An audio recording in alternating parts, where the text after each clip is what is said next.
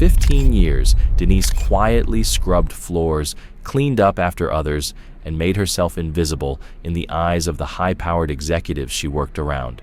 But no one knew that this quiet janitor was about to step into the boardroom and change everything. They all called her Miss Denise. Not Denise Jenkins, not Mrs. Jenkins, and definitely not Denise from accounting. To them, she was nothing more than Miss Denise, the janitor who moved around the office like a shadow, always cleaning but never noticed, never respected. Every morning, at 5:45 a.m., long before the office lights flickered on and the sales team started bragging about who had closed the biggest deal, Denise was already there, pushing her squeaky cart down the polished hallways of Creswell Holdings. Her gray uniform, which had faded over the years, her sneakers that had long since flattened out from walking miles up and down the building's endless corridors, told the story of years of quiet service. She had a rag tucked neatly in her pocket, a look of quiet determination on her face, and a rhythm in her step that suggested this wasn't a job to her. It was just her life, a life she had been living for 15 years. She spent every day collecting crumpled napkins from conference rooms, picking up gum wrappers from the break room floor, and wiping the fingerprints off elevator buttons that no one else seemed to care about. She became part of the building's background, almost like the wallpaper. To most people who worked there, she was invisible, just another part of the scenery. They talked around her, walked through her, never acknowledging her presence. They didn't see the woman who had quietly listened to their conversations, their jokes, their arrogance, their lies. The few who did notice her, mostly interns or temp workers who hadn't yet learned that ignoring her was part of the culture, might have said hello, but they were exceptions. Denise didn't mind at first. She wasn't bitter. She kept her head down and her mouth shut.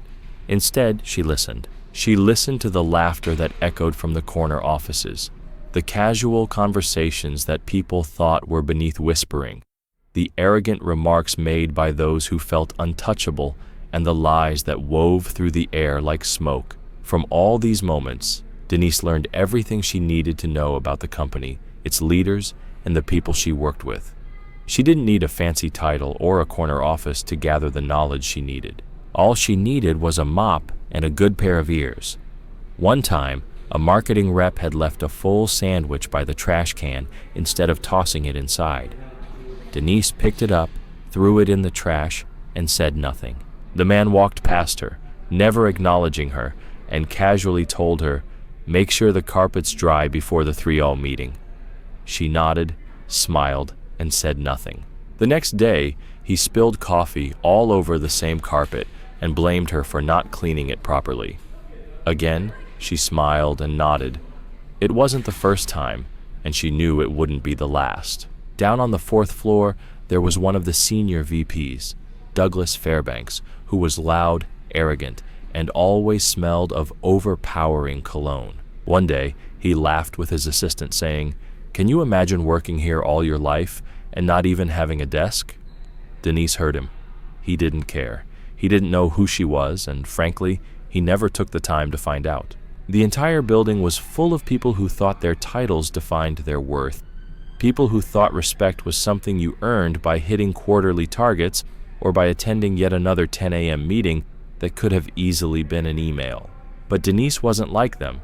She didn't need their validation because Denise owned more of that company than anyone else in that building, and no one, not a single person, knew that. She hadn't told anyone, not yet. That morning, as she wheeled her cart past the executive offices, she paused to wipe a glass wall where someone's fingerprints had smudged the company's logo. She felt the familiar buzz of her phone in her pocket. She took it out, read the single sentence, "We're ready when you are." She slipped the phone back into her pocket, her face as unreadable as ever.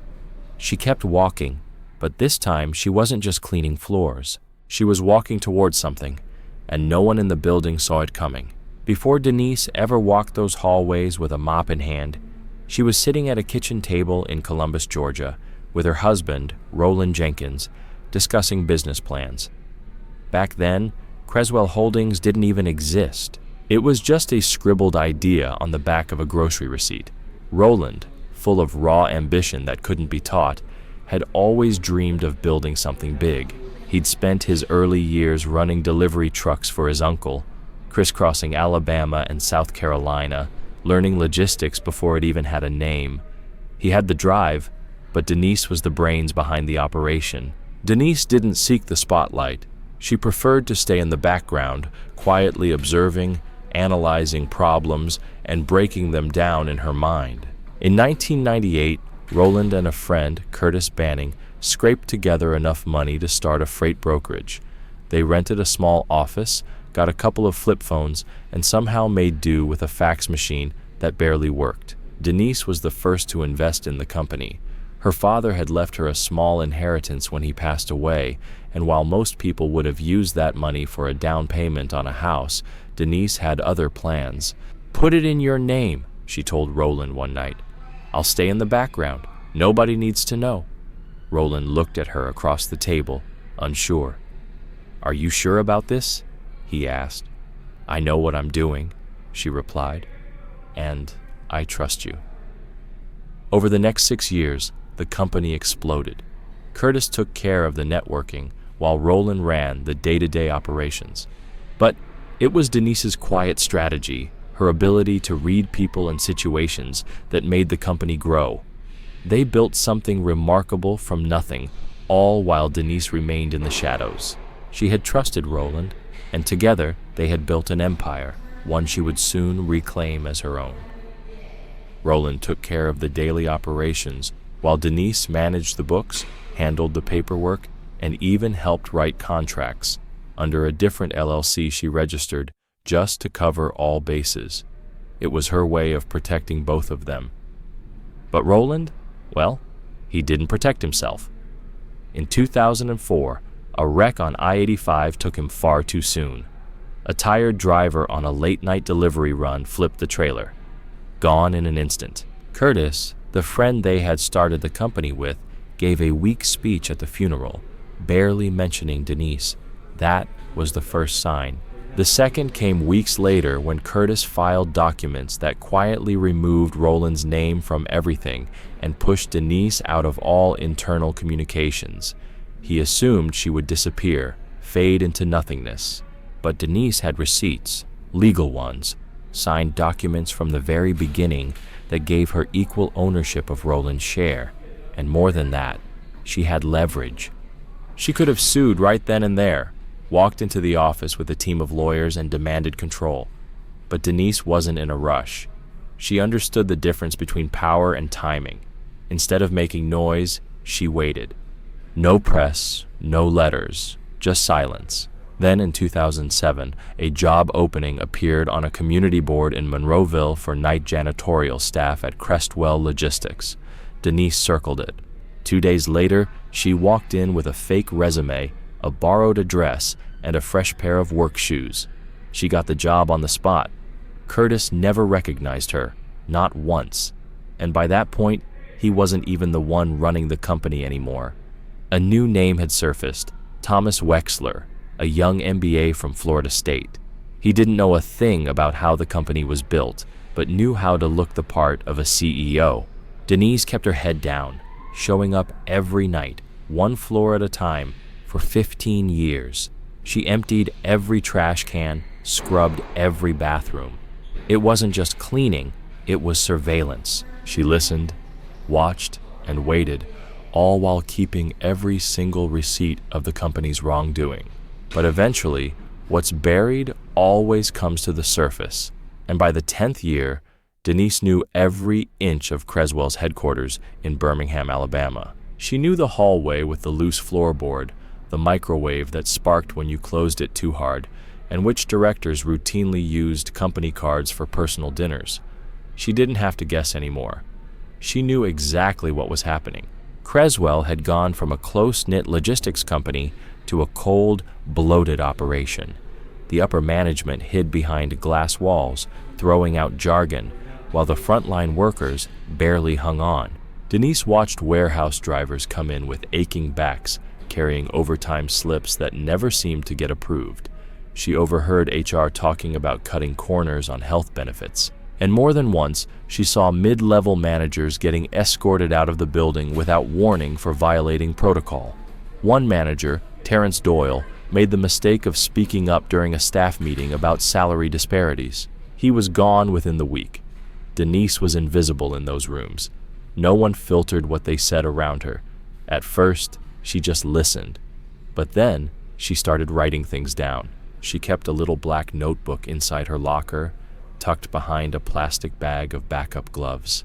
That notebook was filled with names, dates, quotes, and the details of every conversation, every wrongdoing. If you flipped through it, you'd find entries like Feb 14. We can cut the bonus pool for lower staff. They'll take what we give them. Wexler to CFO, room 508, June 3rd. Warehouse safety violation ignored. Man slipped, no paperwork filed. Brenda saw it. Og 19. Heard Wexler say, let the janitor clean it up. That's what she's paid for. Denise wasn't driven by bitterness. It wasn't about vengeance. It was about clarity. She saw a company drowning in arrogance, and she knew it wouldn't fix itself with a few complaints. No, this place needed to be replaced. One night, around 11:45, Denise paused her cart outside the executive suite on the 6th floor. The hallway was dark except for the light from the main conference room. She heard laughter.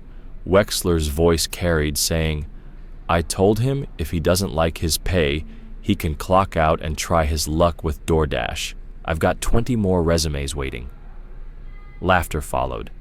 Then one of the VPs, Meredith Chandler, added, half these folks should be grateful we even let them in the building. More laughter. Denise stood there, unseen, listening. After a moment, she walked away, not with anger, but with confirmation. The more she saw, the more she understood. This place wasn't just broken, it was rotten, and they weren't going to change just because someone asked nicely. They needed to be replaced. So she started planning, quietly, piece by piece. She met with her attorney, Elliot Miles, in the back room of a diner off US Highway 280.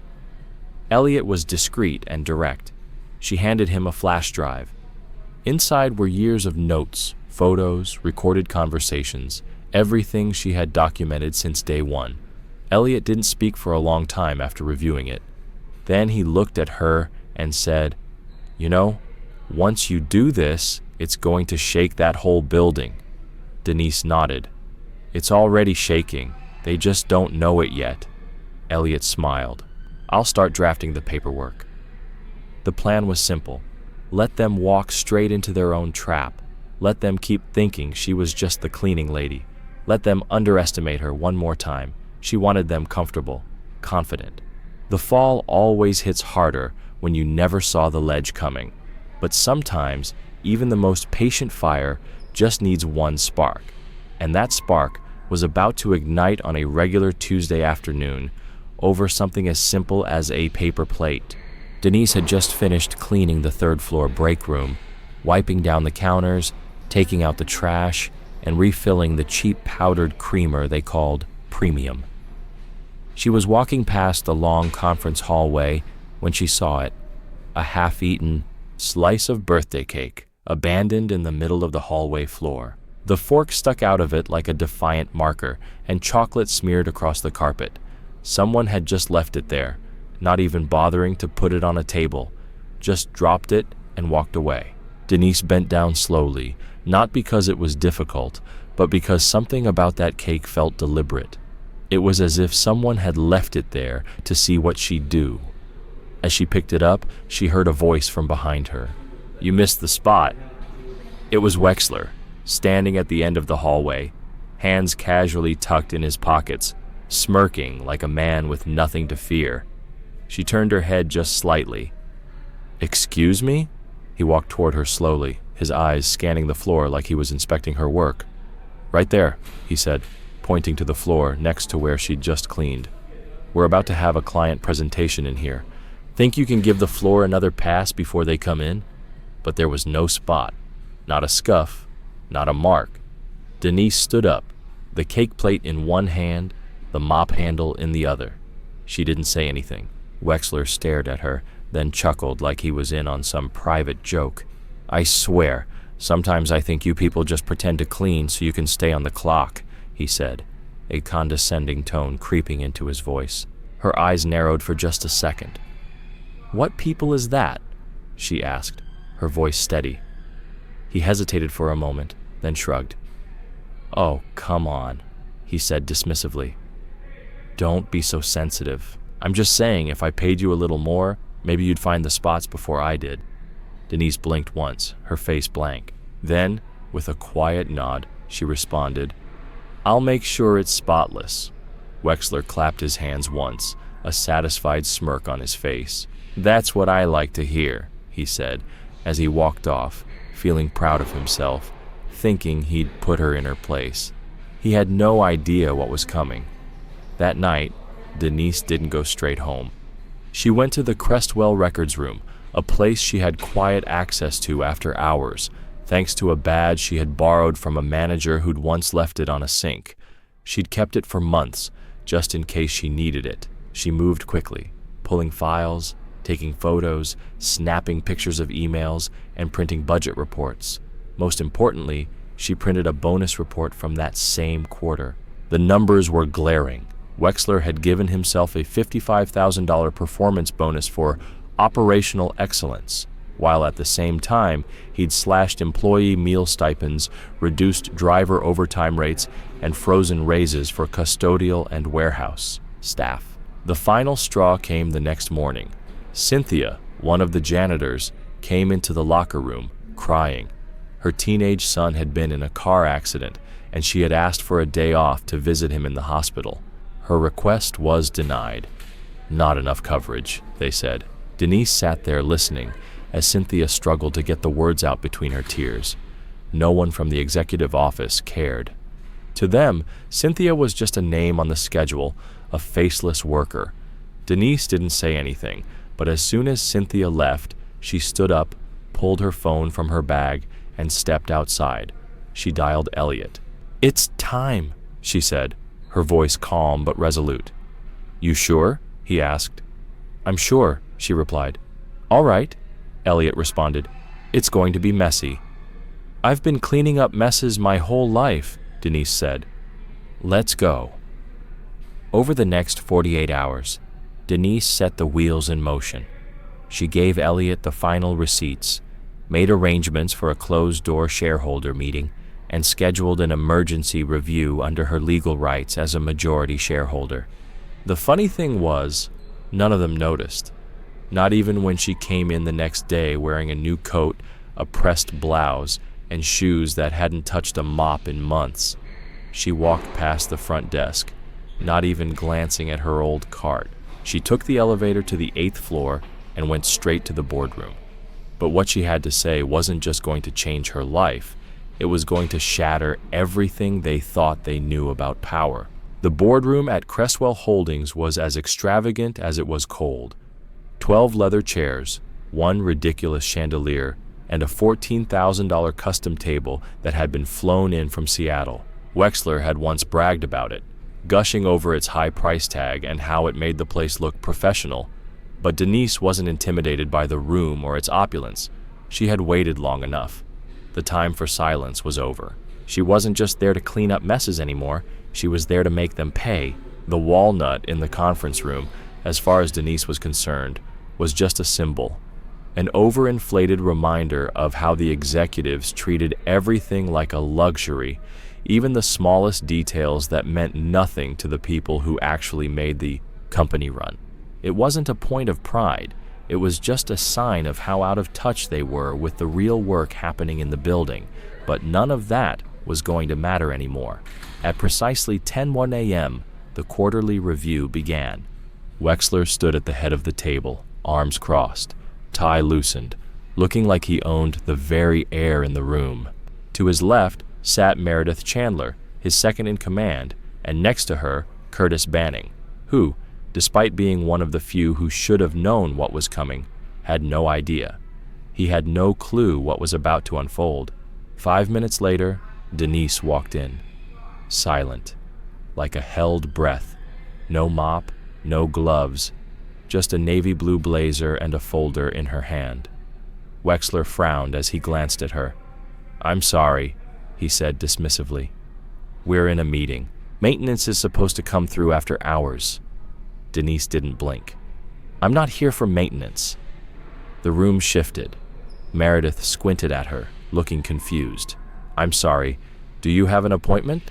"I do," Denise said, walking slowly to the far end of the table, then adding, "and I believe the shareholders were properly notified." That's when Elliot walked in behind her, briefcase in hand, calm as ever. "Good morning," he said, his voice cool and collected. "My name is Elliot Miles, legal counsel for Mrs. Denise Jenkins, majority shareholder of Crestwell Holdings." A heavy silence fell over the room. Wexler's mouth opened, but no words came out. He was staring at Denise, struggling to process the reality of the moment. Denise laid the folder down on the table and flipped it open. Inside were signed partnership agreements from 1998, updated ownership documents, and a notarized letter that transferred full voting rights to her upon Roland Jenkins's death. Curtis shifted uncomfortably in his seat, like the ground beneath him had suddenly shifted. "No," he muttered. That can't be right." Denise turned to him, her voice steady. "You remember the contracts, Curtis. You helped write them." He didn't answer. She stepped forward, her voice calm but powerful. "For 15 years, I watched this place become unrecognizable, watched you pad your bonuses, ignore safety violations, and punish employees for asking for basic decency." Her gaze moved to Wexler. "And I watched you turn my husband's company into a playground for your ego." Wexler tried to laugh it off. "This is okay. This is just a misunderstanding. I don't know what kind of scam this is." "It's not a scam," Elliot interrupted smoothly. "All documents have been verified, and as of this moment, Mrs. Jenkins has called for a vote of no confidence in the current CEO. She has the authority to do so under the original shareholder agreement." Wexler stood up, both hands planted on the table. "You don't know what you're doing." Denise walked slowly around the table, looking each person in the eye. 15 years, she said. "You all looked past me like I wasn't even there. You let people suffer. You let this company rot." She paused, her voice cutting through the room like a knife. "I gave you every chance to show some humanity." She stopped at Wexler's chair. "And you failed." He turned red. "You think you can just walk in here and take over?" He spat. She leaned in, her face close to his. "I am the company." Elliot placed a small stack of letters in front of each board member. "Effective immediately, Mr. Thomas Wexler's contract is terminated. Security has been notified." Wexler's voice cracked as he yelled, "You can't do this!" Curtis muttered under his breath, "She already did." Seconds later, security entered. They didn't say a word, just stood there, waiting. Wexler looked around the room, hoping for some backup, but found none. He grabbed his phone, his pride in shambles, and stormed out, followed closely by Meredith, who suddenly remembered she had another meeting. When the room cleared, Denise turned back to the board, her expression unwavering. "I'm not here to play boss," she said. "I'm here to rebuild what this place used to stand for." One of the younger board members, Jonas Evers, barely 30, raised his hand. "What exactly do you want to do first?" Denise smiled, a hint of determination in her eyes. "Start by listening to the people who've been ignored the longest." She closed the folder, the decision final. Change starts today, but as she knew all too well, just because you take out the garbage doesn't mean the house is clean. Denise understood that the real work was only just beginning. The following Monday morning, for the first time, Denise parked in the executive lot. She didn't like it, not because the spot was bigger or closer to the building, or even covered from the rain, but because something about that lot felt disconnected. It was reserved for people who didn't know what it meant to sweat. Still, she parked and walked in with her head held high, her every step echoing in the building she once cleaned from the bottom up. She greeted the front desk receptionist by name. "Good morning, Tasha." The young woman blinked in confusion. "Miss Denise?" she asked. Denise smiled. "It's just Denise now." She stepped into the elevator. No mop, no cleaning cart, just a notepad and a full calendar. By 9:30 a.m., she was in her office. New paint on the walls, the same window view Wexler had used to brag about, but she didn't spend much time looking out of it. There was too much work to do inside. The first thing she did was call a staff meeting. Not for the board, not for the executives, but for the employees, drivers, janitors, warehouse workers, those who had been forgotten, admin staff, janitors, customer service reps. All of them were invited. The room filled quickly, but people looked confused. Some were suspicious. No one knew what to expect. Denise walked in 5 minutes later, silent as a held breath. No mop, no gloves, just a navy blue blazer and a folder in her hand. Wexler frowned when he saw her. "I'm sorry, we're in a meeting. Maintenance is supposed to come through after hours." Denise didn't blink. "I'm not here for maintenance." The room shifted. Meredith Chandler squinted at her. "I'm sorry, do you have an appointment?" "I do," Denise said, walking slowly to the far end of the table, then adding, "and I believe the shareholders were properly notified." That's when Elliot walked in behind her, briefcase in hand, calm as ever. "Good morning," he said. "My name is Elliot Miles, legal counsel for Mrs. Denise Jenkins, majority shareholder of Crestwell Holdings." Silence fell over the room. Wexler's mouth opened, but no words came out. Denise laid the folder down on the table and flipped it open. Inside were signed partnership agreements from 1998, updated ownership documents, and a notarized letter transferring full voting rights to her upon Roland Jenkins's death. Curtis shifted in his seat, looking like the ground had been yanked from under him. "No," he muttered, his voice low. That can't be right." Denise turned to him, her voice steady. "You remember the contracts, Curtis. You helped write them." He stayed silent. She stepped forward, her voice low but firm. "For 15 years, I watched this place become unrecognizable. Watched you pad your bonuses, ignore safety violations, and punish employees for asking for basic decency." She turned her gaze to Wexler. "And I watched you turn my husband's company into a playground for your ego." Wexler tried to laugh it off. "This is okay. This is a misunderstanding. I don't know what kind of scam this is." Elliot interrupted smoothly. "It's not a scam. All documents have been verified. And as of this moment, Mrs. Jenkins has called for a vote of no confidence in the current CEO. She has the authority to do so under the original shareholder agreement." Wexler stood up, both hands planted on the table, his face flushed with anger. "You don't know what you're doing." Denise walked slowly around the table, locking eyes with each person in the room. 15 years, she said. "You all looked past me like I wasn't even there. You let people suffer. You let this company rot." She paused, her voice cutting through the room. "I gave you every chance to show some humanity." She stopped at Wexler's chair. "And you failed." His face turned bright red. "You think you can just walk in here and take over?" he spat. She leaned in, her face inches from his. "I am the company." Elliot placed a small stack of letters in front of each board member. "Effective immediately, Mr. Thomas Wexler's contract is terminated. Security has been notified." Wexler's voice cracked. "You can't do this," Curtis muttered under his breath. "She already did." Seconds later, security entered. They didn't say a word, just stood silently, waiting. Wexler looked around the room, searching for backup, but found none. He grabbed his phone, his pride shattered, and stormed out. Meredith followed closely behind, suddenly remembering she had another meeting to attend.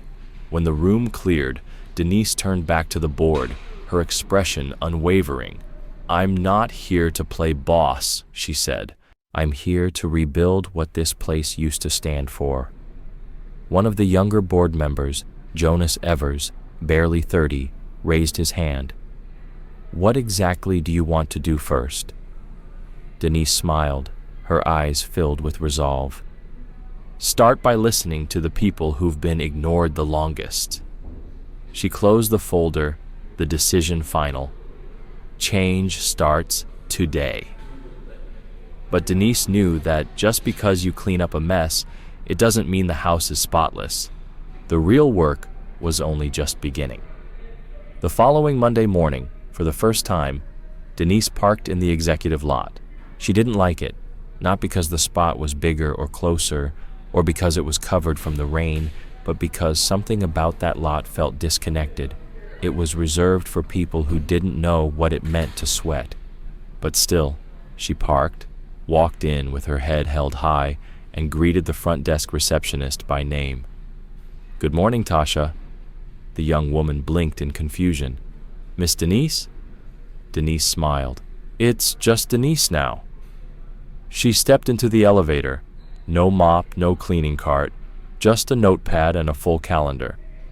By 9:30 a.m. she was in her office, new paint on the walls, same window view that Wexler used to brag about. But she didn't spend much time looking out of it. There was too much to do inside.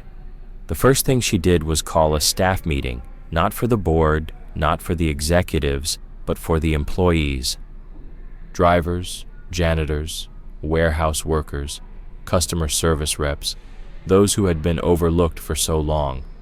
The room was filled with people looking confused, some even suspicious. They weren't sure what to expect. Denise stood at the front of the room, no microphone, just her voice. "I want to start by saying thank you," she began. "Most of you never knew who I was, and you didn't need to, because your work spoke louder than any title in this building." She paused. "I'm here to change things, but not by myself. I've spent years listening to your frustrations, your fears, your ideas, quietly. Now, I want to hear them out loud." People began shifting in their chairs. It wasn't what they had expected. A driver named Alonzo raised his hand. "Does this mean we get overtime back?" "Yes," Denise said, her voice steady. "And retro pay for the last 2 quarters. You'll see it on Friday's check." A woman from HR, Deborah, stood up. "What about the health coverage? It's been getting worse every year." "We're already reviewing new providers," Denise said. "And every employee will get a survey to weigh in. No more backroom decisions about your well-being."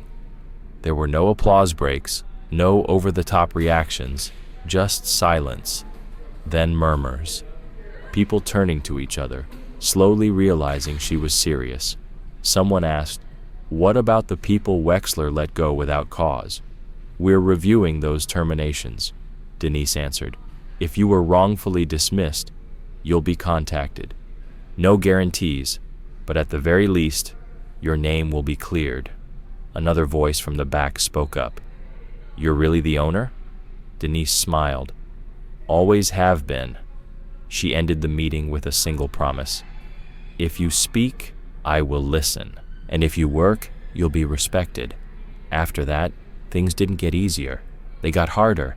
The remaining executives didn't exactly welcome her with open arms. Some tried to block her decisions, arguing that she didn't have the business background. One even questioned if she knew how to scale growth. Denise looked at him and said, "I scaled my grief into silence for 15 years. I think I can manage your spreadsheets." That shut him up.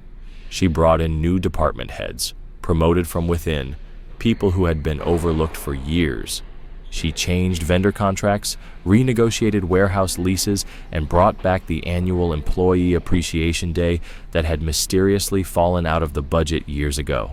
She visited every single department, sat with them, ate lunch in the break room, listened to their concerns. And slowly, the building began to feel different, not softer, but realer. One night, Cynthia, The janitor, who had cried over her son's accident, left a note in Denise's office. It read, "I didn't think anybody like us could ever make it to a place like that. You proved me wrong." Denise kept that note in her top drawer. But even after all the changes, one question kept coming up in whispers. "Why did you wait so long?" People asked it, some with curiosity, some with doubt, and a few with quiet resentment. Maybe they thought she had let it go on too long. Denise never got defensive. She just sat back in her chair, laced her fingers together, and said the same thing every time. Because power only matters when you know how to use it. See, Denise didn't wait out of fear. She waited because the company needed to show who they were without her influence. She needed to see it with her own eyes. She needed the rot to rise to the surface. Because if she had stepped in too early, they would have gaslighted her, said she overreacted. But 15 years of silence made her undeniable. She saw everything. She let it play out. And when the time came, she didn't argue. She simply showed them the truth, and they folded under the weight of their own decisions. The janitor had become the witness, and eventually the judge. One afternoon, Denise walked back into the same hallway where Wexler once pointed at the spot she missed. Same carpet, same light. But now it was spotless, and no one dared talk down to her. An intern passed her in the hallway and nervously slowed down. "Hi, Mrs. Jenkins." Denise smiled. Just Denise. That afternoon, she hosted a small gathering for the staff in the company courtyard. No speeches, no banners, just food trucks, folding chairs, and people laughing again. Alonzo, the driver, clinked his soda can against hers. "To the quiet ones," he said. Denise raised her can to the ones they never saw coming. The lesson wasn't just about her ownership. It was about how easily we judge people by their uniforms, how quick we are to talk over someone holding a mop, how fast we assume value is tied to job titles in corner offices. Denise wasn't the exception. She was the reminder. People aren't invisible just because you stop looking at them. And sometimes the person sweeping the floor is the one who built the house. So if you work with someone you've never really talked to, maybe stop and say hello. You never know who's holding the keys to the whole building. If this story made you pause, even for a second, share it. Because somewhere right now, there's another Miss Denise, getting overlooked, getting talked down to, getting erased. And maybe, just maybe, she's watching. Let her know we see her.